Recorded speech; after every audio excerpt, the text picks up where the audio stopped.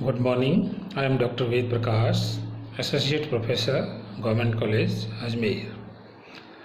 Business law के paper में आज हम अध्ययन करेंगे प्रस्ताव की स्वीकृति, एक्सेप्टेंस ऑफ प्रपोजल।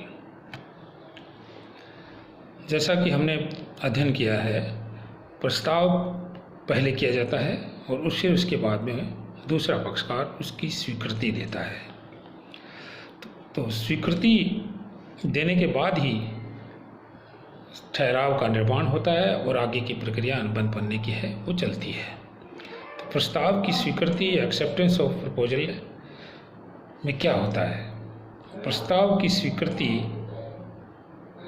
के अंतर्गत जब एक व्यक्ति जिसके सामने प्रस्ताव रखा गया है वो प्रस्ताव की बातों से पूरी तरह सहमत है और अपनी सम्मति या एसेंट प्रस्ताव के बारे में दे देता है, तो प्रस्ताव को स्वीकृत हुआ माना जाता है। सेक्शन 2B में इसकी जो डेफिनेशन है वर्ड टू वर्ड जो दी गई है धारा 2B में, the person to whom the proposal is made signifies his assent, therefore the proposal is said to be accepted. इसमें अंग्रेजी शब्द का प्रयोग एसेंट वर्ड की यूज किया गया है।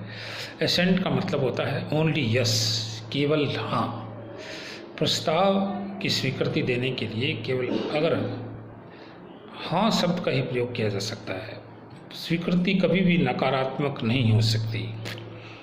तो इसलिए ये कहा गया है प्रस्ताव की स्वीकृति या एसेंट दी जानी चाहिए और वो हमेशा हाँ में होने चाहिए। नकारात्मक स्वीकृति नहीं मानी जाती। अब ये बात आती है कि स्वीकृति कौन दे सकता है, कि स्वीकृति देने का अधिकार इस बात पर निर्भर करता है कि प्रस्ताव किस तरीके से किया गया है। अगर प्रस्ताव सामान्य प्रस्ताव है, जनरल प्रपोजल है, जनरल प्रपोजल का मतलब होता है ऐसा प्रस्ताव जिसमें कोई खास व्यक्ति को संबोधित करके वो नहीं किया जाता है, वैसा प्रस्ताव जन सामान्य के लिए होता है। सो सामान्य प्रस्ताव को कोई भी व्यक्ति स्वीकार कर सकता है। जिस व्यक्ति को की जानकारी में वो प्रस्ताव आ जाता है वो व्यक्ति प्रस्ताव को स्वीकार कर सकता है। इसी तरह से विशिष्ट प्रस्ताव अगर है तो विशिष्ट प्रस्ताव या स्पेसिफिक प्रपोजल, जैसा कि हम जानते हैं, वो प्रस्ताव होता है जिसमें कि प्रस्ताव किसी खास व्यक्ति को संबोधित करके किया जाता है और वो प्रस्ताव केवल उस विशिष्ट व्यक्ति के लिए ही होता है। मिस्टर एक्स के लिए है तो मिस्टर एक्स की उसकी स्वीकृति दे सकता है।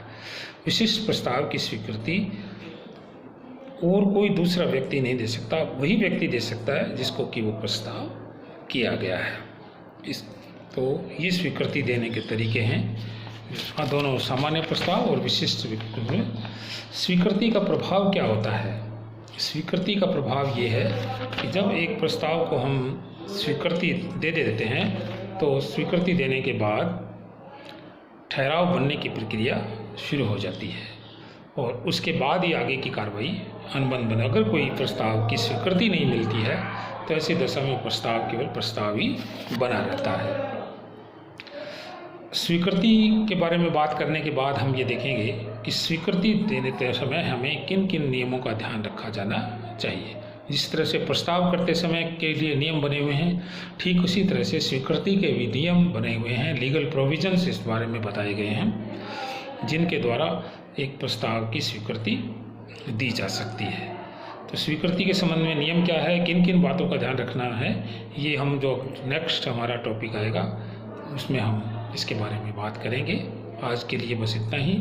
इसमें जो क्वेश्चन बनते हैं वो इस तरह से बनते हैं कि स्वीकृति क्या है और स्वीकृति कौन दे सकता है और स्वीकृति जो है उसका क्या प्रभाव होता है। वो नेक्स्ट टॉपिक में हम नया टॉपिक लेंगे।